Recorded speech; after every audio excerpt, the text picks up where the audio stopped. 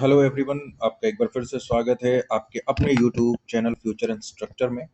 और आज एक बार मैं फिर से हाजिर हूँ आप सभी लोगों के लिए एक अति महत्वपूर्ण अपडेट लेकर। जैसा कि आपको पता है कि आज जो है कॉलेज ट्रांसफ़र राउंड जो सेकंड है उसके लिए एप्लीकेशन चल रहा है, ठीक है। और इसका जो रिज़ल्ट आने वाला है वो 13 तारीख को आएगा, क्योंकि कल संडे है, ठीक है। और उसके रिज़ल्ट के बाद से फिर जो है थर्ड राउंड की काउंसलिंग शुरू होगी। लेकिन आज का जो मूल मुद्दा है वो है कि जो इंस्टीट्यूट्स हैं जहाँ पे आप एडमिशन फिजिकली लेने जाएंगे 10 से 14 अगस्त के बीच में, वहाँ पे जो है फीस स्ट्रक्चर क्या होने वाला है, ठीक है। तो आज जो है मैं आपको आईटी ओटी लखनऊ का जो फीस स्ट्रक्चर है उसके बारे में मैं आपको बताने वाला हूँ, ठीक है। लेकिन उससे पहले एक चीज़ मैं आपको ये कंफर्म कर देना चाह रहा हूँ कि बहुत सारी जगह से बहुत तरीके की भ्रामक खबरें आ रही हैं कि अगर आपने डॉक्यूमेंट वेरिफिकेशन करा लिया है तो अपने जो जो आपको कॉलेज अलॉट हुआ है उसमें फिजिकली जाके अगले दिन ही एडमिशन ले लीजिए। ऐसा कोई ज़रूरी नहीं है। क्यों नहीं ज़रूरी है इस बात को समझिएगा, क्योंकि देखिए अभी फर्स्ट राउंड कंप्लीट हुई, सेकंड राउंड कंप्लीट हुई, उसका आज ट्रांसफर राउंड चल रहा है। इसके बाद थर्ड राउंड का भी शेड्यूल जो है निमी की ऑफिशियल वेबसाइट पे जो लिंक दिया हुआ है, काउंसलिंग का जो शेड्यूल है, जो प्रोसीड्योर है, उसमें मेंशन है, ठीक है, कि कब फॉर्म निकलेगा, कब एंट्रेंस एग्जाम होगा, कब रिजल्ट में डिक्लेयर होगा, उसके बाद कब फर्स्ट राउंड की काउंसलिंग शुरू होगी, चॉइस फिलिंग, उसके बाद कब फर्स्ट राउंड का रिजल्ट आएगा, फिर कब फर्स्ट राउंड में कॉलेज ट्रांसफर होगा, उसके बाद कब जो है कॉलेज ट्रांसफर का रिजल्ट आना है, उसके बाद कब सेकेंड राउंड की चॉइस फिलिंग काउंसलिंग शुरू होगी, कब उसका रिजल्ट पब्लिश होगा, कब उसमें आपको ट्रांसफर राउंड में अप्लाई करना है। ये सारी चीज़ें उसमें लाइन बाय लाइन दे रखी है। उसमें एक चीज़ और मेंशन है कि जो इंस्टीट्यूट आपको एडमिशन के जिसमें आपको मिला है, ठीक है, जैसे मान लीजिए आपको एनएसटीआई मुंबई मिल गया, तो आपने फिजिकल एडमिशन तो अभी लिया नहीं, अभी तो आपने प्रोविजनल एडमिशन करा लिया है। तो उस एनएसटीआई या उस आईटीओटी में आपको कब जाना है, तो उसके लिए जो डेडलाइन दे रखी है वो दे रखी है 10 से 14 अगस्त। उसके पीछे कारण क्या है, क्योंकि अलग अलग राउंड्स हो रहे हैं, ठीक है। ऐसा नहीं है कि आपका 25 जून को ही हो गया फर्स्ट राउंड, आप जाके कॉलेज में एडमिशन ले लेंगे, आपको हॉस्टल अलॉट हो जाएगा, ऐसा बिल्कुल भी नहीं है।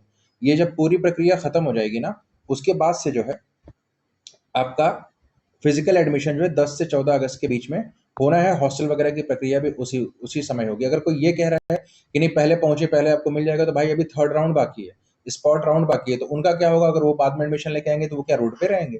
तो इस तरह से अगर कोई आपको बता रहा है तो उसको बिल्कुल सुनने की जरूरत नहीं है, ठीक है। जो ऑफिशियल वेबसाइट पे चीजें मेंशन है उसी के हिसाब से पूरा प्रक्रिया जो है निमी कर रही है, और उसी के हिसाब से पूरी प्रक्रिया होगी। तो अगला जो हमारा मसला है वो फीस स्ट्रक्चर का है, जो कि आईटी ओटी लखनऊ से प्राप्त हुआ है बाकायदा, ठीक है। एक ग्रुप क्रिएट किया गया है, जो लोग आईटी ओटी लखनऊ में एडमिशन लिए हैं उनको जोड़ रहे हैं वो लोग उस ग्रुप में। उसमें फीस स्ट्रक्चर उन लोगों ने डाला है, ठीक है। तो उस फीस स्ट्रक्चर को देखना, और उन्होंने कौन कौन से डॉक्यूमेंट्स की मांग की है उसको भी आपको देखना है, ठीक है। तो पहले हम एक बार डॉक्यूमेंट्स देख लेते हैं कि उन्होंने वहां पे क्या क्या मांगा है, और उसके बाद जो है हम आईटी ओटी लखनऊ, ये सिर्फ आईटी ओटी लखनऊ का ही है, बाकी अलग अलग जगह पे वो क्या दे रहे हैं इसको आप देख लीजिएगा और समझ लीजिएगा, या मुझे अवेलेबल होगा तो मैं आपको अब तक उसको पहुंचा दूंगा, ठीक है। तो आगे बढ़ते हैं। ये देखिए, थोड़ा सा ध्यान दीजिएगा, यहाँ पे ऊपर एकदम टॉप पे ध्यान देना। ये प्रवेश कक्ष में निम्नलिखित प्रपत्र साथ ले जाना अनिवार्य है, ठीक है। तो अब क्या क्या चीजें अनिवार्य हैं उसको देख लीजिए। पहला, प्रोविजनल एडमिशन एक्नॉलेजमेंट स्लिप। जब आपने प्रोविजनल एडमिशन लिया होगा, चाहे फर्स्ट राउंड, चाहे सेकेंड राउंड, चाहे थर्ड राउंड, चाहे स्पॉट राउंड, जो भी होगा, तो उसमें आपको एक प्रवेश पावती पर्ची मिली होगी, जैसे हमारे यहाँ जिसने लिया उनको मिली है, उसको देख लीजिएगा। फी रिसिप्ट कम इंस्टीट्यूट अलॉटमेंट, जब आपका रिजल्ट आया होगा तो आपको इंस्टीट्यूट अलॉटमेंट का लेटर मिला होगा, उसमें काउंसलिंग की जो 500 रुपये वाली फीस है उसी की ये बात यहाँ पे कर रहा है, ठीक है।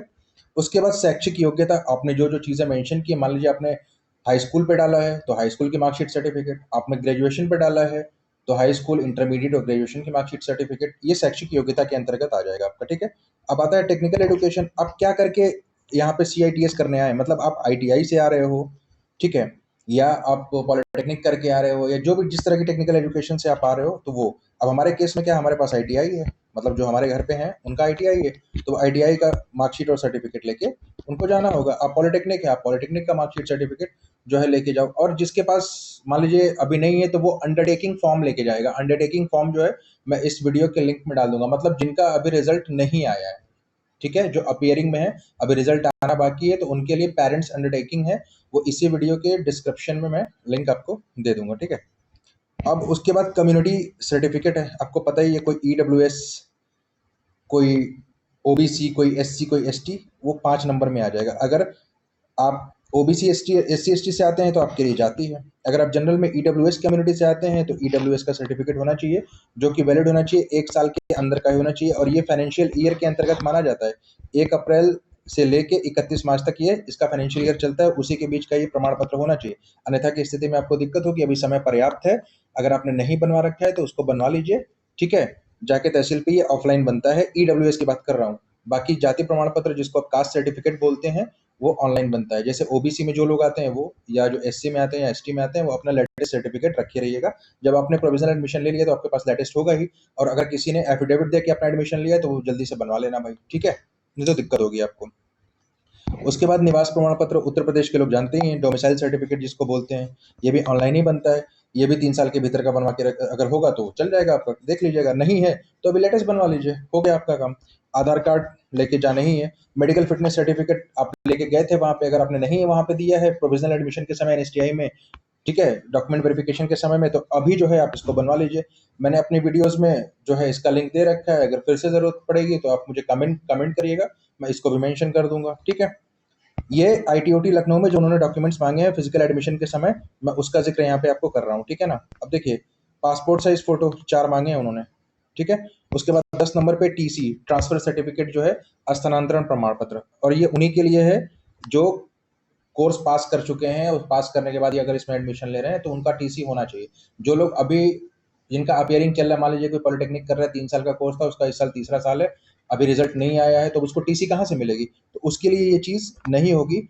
उसके लिए क्या होगा, जो मैंने अभी आपको बताया है कुछ देर पहले, अंडरटेकिंग होगा। अंडरटेकिंग, अंडरटेकिंग क्या होता है, मतलब आपको अंडरटेकिंग देनी पड़ेगी अपने माता पिता से करा के। ठीक है, वो फॉर्म का लिंक मैं इसमें दे दूंगा। अब देखिए, 11 12 13 ये सबके लिए नहीं है, ये किसके लिए है इसको जरा देख लीजिए। 11 12 13 सबके लिए नहीं है। Driving licence for trade diesel mechanic, diesel mechanic अगर है तो ड्राइविंग लाइसेंस होना अनिवार्य लिखा है, देख लीजिए। ऑफिस मैनेजमेंट के लिए स्टेनो इंग्लिश अनिवार्य है। सेक्रेटरियल प्रैक्टिस के लिए स्टेनो हिंदी अनिवार्य है। ये जो लोग, जिनका ये ट्रेड होगा diesel mechanic, steno English, sorry office management, और ये सेक्रेटरियल प्रैक्टिस, उनको ये चीज़ें पता होंगी, तो वो इसका ध्यान रखेंगे। और ये मैं बार बार कह रहा हूँ कि ये जो डॉक्यूमेंट्स मांगे गए हैं, जिन लोगों का आईटीओटी लखनऊ में एडमिशन हुआ है, उनसे ये सारे दस्तावेज की डिमांड की गई है। 10 तक तो आपको लेके जाना ही है, बाकी जो है अगर जिनका ये ट्रेड है वो यहाँ से अपना देख लेंगे। ठीक है, ये 11 12 13 सबके लिए नहीं है, इसका ध्यान रखना है। ठीक है, चलिए आगे की तरफ बढ़ते हैं। अब देखिए फी, ध्यान से देखिएगा। हॉस्टल सेशन देख लीजिए 2026-27, और ये मुझे जो प्राप्त हुआ है मैं उसके आधार पे आपको बोल रहा हूँ। ठीक है ना, जो मुझे प्राप्त हुआ है ग्रुप से, इंस्टीट्यूट से, ये हॉस्टल है, सेशन 2026-27 से देख लीजिएगा।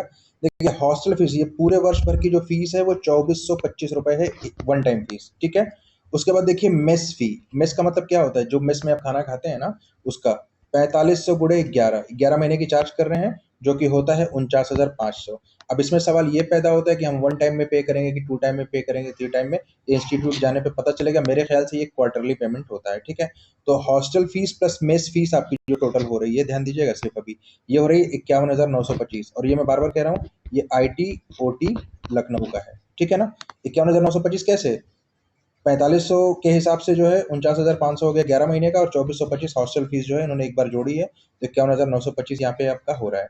अब देखिए, एक फोटो, प्रवेश रसीद की छायाप्रति। अब देखिए एडमिशन फीस भी ये चार्ज कर रहे हैं। ठीक है, ऐसा नहीं कि एडमिशन फीस इन्होंने छोड़ी है। SC ST अगर कोई है तो 1300 प्लस 1560, ये 1560 जो है वो ड्रेस का है, ध्यान दीजिएगा।